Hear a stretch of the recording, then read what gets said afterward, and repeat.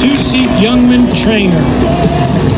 And as you can see, it is highly maneuverable, dominating early competition aerobatics and regarded as one of the best aerobatic airplanes ever built. Jerry's 1930s German biplane has been modified with a force. There are very few of these airplanes flying on the original Perth engine. Why? Well, because during World War II, we sort of flattened Germany